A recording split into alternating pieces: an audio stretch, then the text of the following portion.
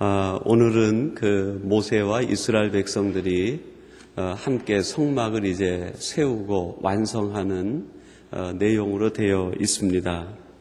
그 17절에 보니까 이렇게 말씀이 시작이 됩니다. 제2년 정월 곧 그달 초 1일에 성막을 세우니라. 하나님께서 날짜와 시간을 계수하시면서 성막이 세워진 그 날과 그 시, 그 때를 기억하고 계신다 하는 것을 오늘 성경 말씀이 우리에게 기록해 주고 있습니다. 여러분, 사람들은 저마다 자기의 꿈이 이루어진 그 때, 또 그 사건, 그 시간을 잊지 않고 있습니다. 저도 지금까지 쭉 지내오면서 제가 공부를 하면서 대학원에 들어간 때, 또 졸업을 한 때, 또 특별한 사건이 있었던 시간, 그런 것들을 잊지 않고 기억을 하고 있습니다. 하나님도 시간과 때와 사건을 기억하고 계시는데, 하나님이 기억하시는 사건, 하나님이 기억하시는 때, 시간은 무엇인가? 오늘 17절에 보니까 성막이 완성된 때를 하나님이 기억하고 계신다 하는 표현의 말씀을 우리에게 주고 있습니다. 하나님은 우리 개인의 꿈이 이루어진 그 시간을 기억하시는 분이 아니라 하나님의 계획과 꿈이 어떻게 우리를 통해서 이루어졌는지 그것을 기억하시는 분이라 하는 것이죠. 이것에 우리가 초점을 잘 맞춘다고 하면 우리의 인생을 정말 멋지게 살아갈 수 있습니다. 후회 없이 우리의 인생을 살 수 있는 것이죠. 근데 대부분 이 땅의 많은 사람들은 생각의 초점을 어디에 두고 있습니까? 자기의 꿈이 이루어지는 그때에 두고 있습니다. 어떻게 하면 내 꿈이 이루어질까? 어떻게 하면 내 계획이 이루어질까? 그리고 내 꿈과 계획을 이루기 위해서 때때로 하나님마저도 도구로 사용하고 신앙도 마저 우리들이 이용하고 있는 모습들을 현대인들 가운데서 우리가 얼마나 많이 찾아볼 수 있습니까? 오히려 하나님의 생각에 우리가 초점을 둘 때, 그 생각을 이루어 나갈 때 하나님은 그것을 기억하시고 너를 통해서 내 꿈이 이루어졌다, 그렇게 말씀하시는 분이시죠. 여러분, 그래서 오늘 본문 33절 마지막에 보니까 하나님께서 그렇게 말씀을 하고 계십니다. 모세가 이같이 역사를 필하였더라. 모세가 이같이 역사를 필하였더라. 모세가 한 일이 무엇입니까? 자기의 계획과 꿈을 이룬 것이 아니라 호렙산에서 하나님을 만나 사명을 받았을 때 그 사명을 이루어가고 그것이 마침내 필하였을 때 하나님이 모세를 통해서 나의 계획과 나의 뜻이 이루어졌다. 여러분들이 오늘 이 시간 하나님께서 모세를 통해서 이렇게 말씀하시는 것처럼 우리의 생각과 우리의 비전이 내게 초점 지어지는 것이 아니라 하나님께 초점이 지어져서 여러분들이 하나님의 생각을 읽어내시고 여러분을 향하신 하나님의 계획과 뜻이 이루어져 모세를 통해서 역사가 필하였다라는 것처럼 나의 사랑하는 여러분의 이름을 넣어서 아무개를 통해서 나의 역사가 이루어졌다 하는 고백을 들을 수 있는 우리 복된 성도님들이 되시기를 주님의 이름으로 축원합니다. 여러분, 이 말씀을 우리가 다시 한번 이해하면 이런 이해도 될 것 같아요. 모세가 만약에 애굽에서 왕자로서의 자기의 꿈과 계획을 이루고 그가 이 세상에 삶을 마감했다고 하면 그 삶이 하나님 앞에서 볼 때에 정말 행복한 인생이었을까? 우리가 그런 질문도 한번 해볼 수 있을 것 같습니다. 모세에게 있어서 애굽에서의 꿈은 이루어지지 않았지만 오히려 그는 하나님의 꿈을 미디안 광야에서 발견하고 하나님의 비전을 이루어 드림으로 모세를 통해서 이같이 나의 역사가 끝났다고 그렇게 이름을 들을 수 있는 것, 이것이 모세에게 가장 행복한 삶의 결론 아니었을까요? 여러분들이 이 애굽과 같은 세상을 살아가면서 애굽의 꿈을 이루기보다는 우리를 향하신 하나님의 비전과 꿈을 이루어가는 복된 성도님들이 되시기를 주님의 이름으로 축원합니다. 그러면 모세는 이 하나님의 꿈을 어떻게 이루어 갔는가? 오늘 말씀을 보니까 하나님께서 명하신 대로 이루었다, 그렇게 반복해서 말씀하고 있습니다. 여러분 19절에 보니까요, 제일 먼저 그런 말씀이 반복해서 나오는데 그렇게 나옵니다. 또 성막 위에 막을 펴고 그 위에 덮개를 덮으니 여호와께서 모세에게 명하신 대로 되니라. 여호와께서 모세에게 명하신 대로 되니라.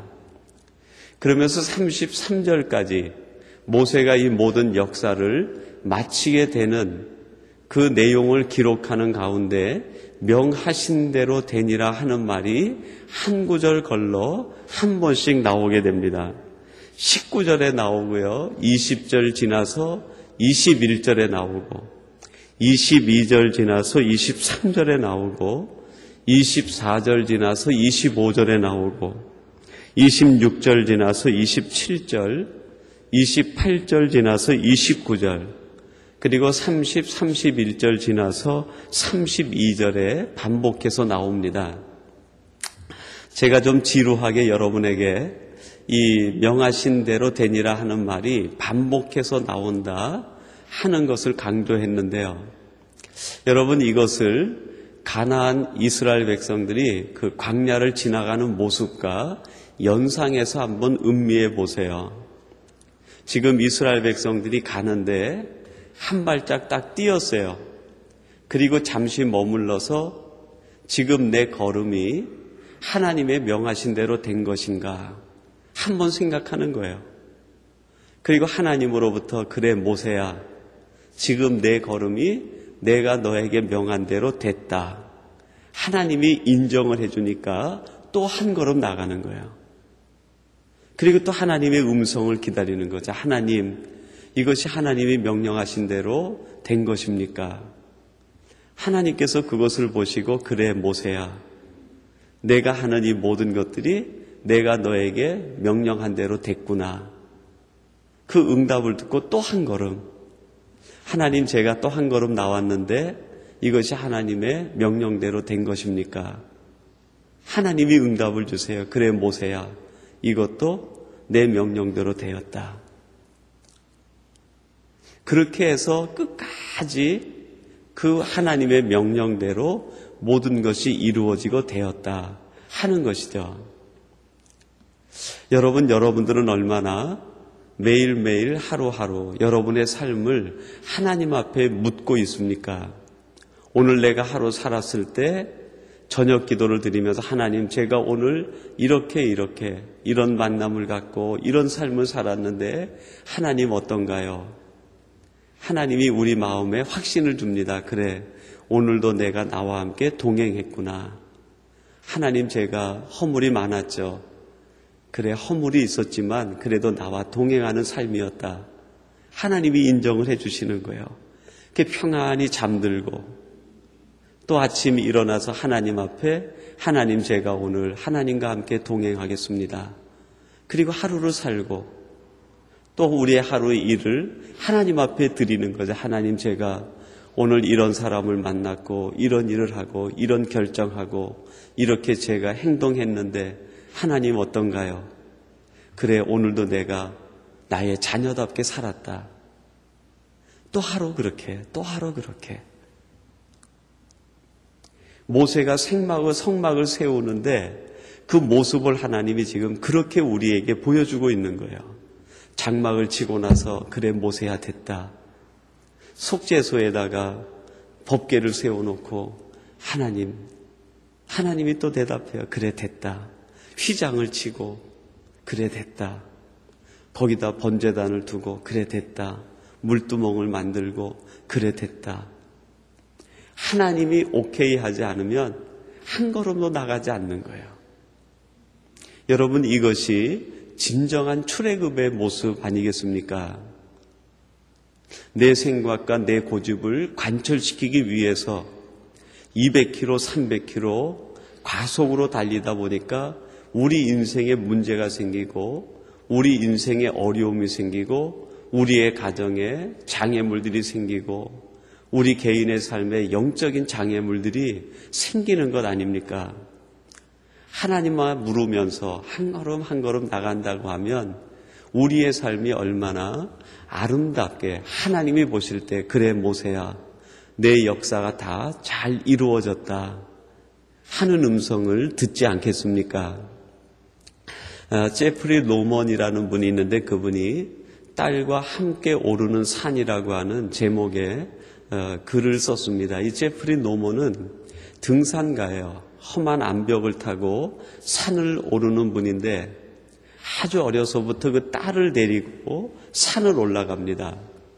전문가인 아버지와 산이라는 산자도 모르는 신체적으로도 약하고 또 경험도 없고 또 아주 연약한 그 딸아이를 데리고 함께 그 험악한 산을 올라가는 거예요.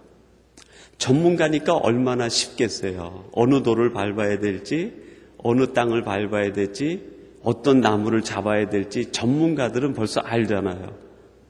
근데 이 아이는 경험이 없으니까 산 자체가 두렵고 힘든 거예요.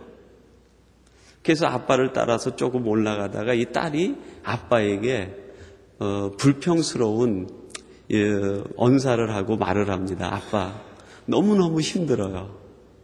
어떻게 갈지 모르겠어요. 그랬더니 아빠가 하는 말이 반복해서 똑같은 말을 해요. 얘야, 너무 어려운 돌이나 이런 거 보지 말고 내가 벌릴 수 있을 만큼 보폭을 벌려서 한 걸음 한 걸음 가만히 그냥 발을 앞에다만 놓으라는 거예요.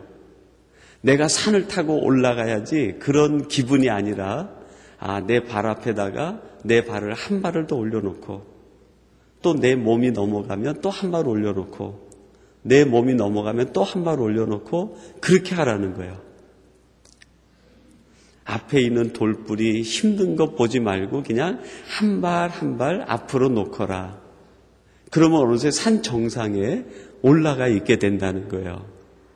그것이 이 제프리 노먼이 딸에게 주는 일생의 교훈이었습니다. 전문가가 초보자에게 주는 교훈이죠. 산을 올라본 경험이 있는 사람이 처음 그 산행을 하는 사람에게 주는 교훈입니다. 여러분, 이 땅에 있는 사람들 중에 인생을 살아본 사람이 누가 있어요? 다 초보자죠. 전부가 초보자예요. 1살 된 애는 1살 된 초보자. 10년 살아간 아이는 10년 된 초보자. 저는 그렇게 생각합니다. 80년이 됐어도 80살이 된 초보자지 80된 인생을 어떻게 살아야 되는지 아는 사람은 아무도 없어요. 지나간 살만 알 뿐입니다. 앞으로 인생에 대해서는 100살을 살아도 초보자예요. 100살 넘어 어떤 일이 있는지 어떻게 압니까? 누구한테 물어봐야 돼요? 전문가에게 물어봐야 되죠. 우리 인생을 모두 계획하시고 우리 인생을 어떻게 살아야 되는지 어떻게 해야 우리 인생의 역사가 필하는지 아시는 분에게 물어보는 것이 가장 지혜로운 일 아니겠습니까? 근데 때때로 우리들이 20살, 30살, 40살 되면 전문가에게 묻지를 않아요. 이제 나도 이 정도면 내 인생을 안다는 것이죠. 여러분,